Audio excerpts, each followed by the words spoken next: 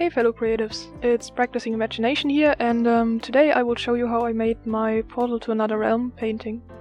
I will give you some tips and tricks that I sort of picked up along the 3-year drawing journey that I am on, and I'll also give you a very useful website at the end, so stick around for that. So let's just jump right in. As you can see, I started with a sketch.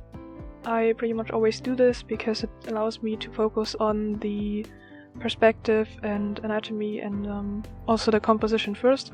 I always find it's easier to sort of separate the drawing process into different stages.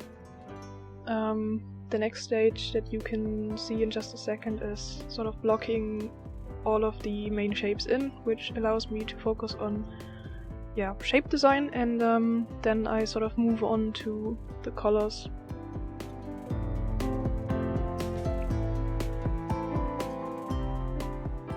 I actually kind of jumped ahead with this one. I added some shading on the tree, which I did end up scrapping later because it didn't work. You can see me try to add in the leaves here, which I had quite a bit of trouble at the beginning because I was using the lasso tool, and this was not very good of a process because getting all of these little details in with the lasso tool is very time consuming, so I eventually ended up making a dedicated brush for that instead. Yeah, you probably also already noticed that I've brought 2 photographs into the program, one of an old bookshelf and some old floorboards. The reason I did this is because I wanted to try out photo bashing. I think the main important thing that I learned by this is that you need to adjust the colors of the photograph so they fit into the scene you are actually drawing.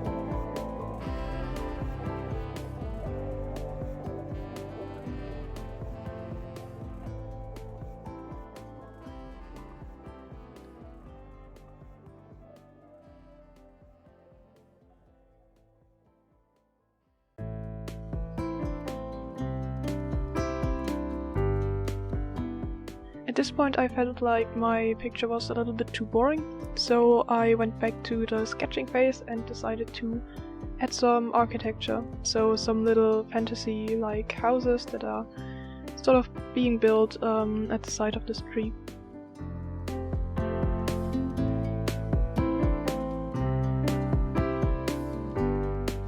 Again, I started to block them in. I didn't really worry about the colors because I was just going to lock the transparency of the layer and then adjust the colors later.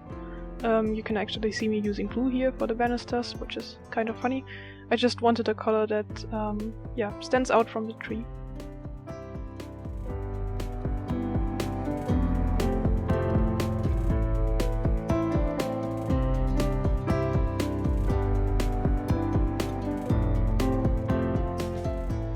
At this point I also added some shadows in, which were cast by the buildings.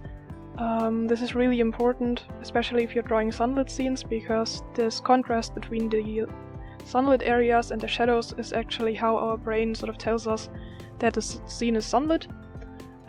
So if you're drawing a scene that is sunlit and it's really not working, it's probably because you haven't added shadows yet.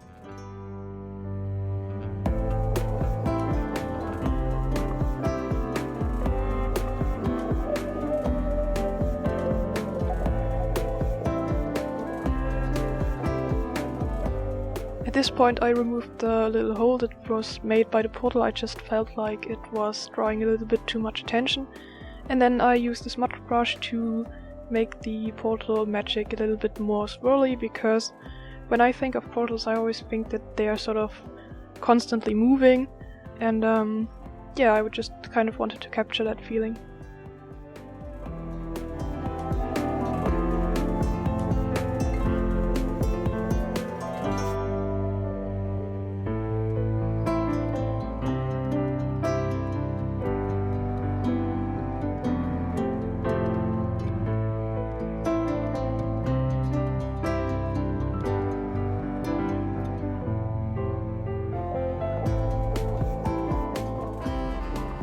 At this point I added in some trees to sort of show that the tree in the background here is actually very, very big.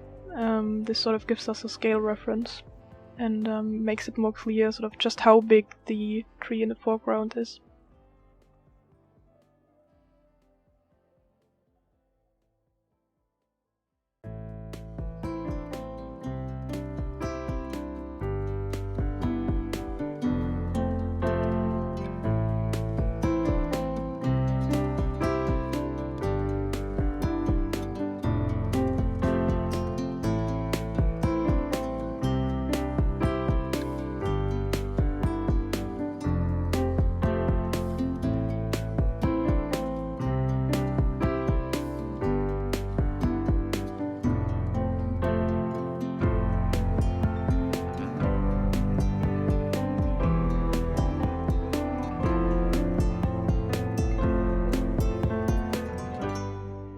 Yeah, the final time of the piece is 6 hours.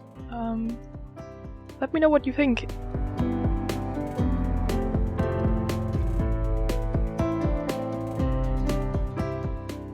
So, as promised, I will show you a website that I think is very, very useful.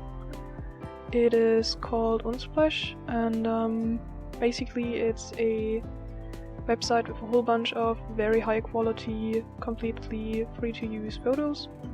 As you can see, there are a lot of talented photographers there who upload very high quality photos. If you go to their license page, you get basically 5 key points that are very easy to understand. Yeah, so I highly recommend checking that out, especially if you want to try out photo bashing. Not sponsored, by the way. I just really like the website. Like and subscribe if you want to, and with that I'll see you next time, and keep on practicing imagination.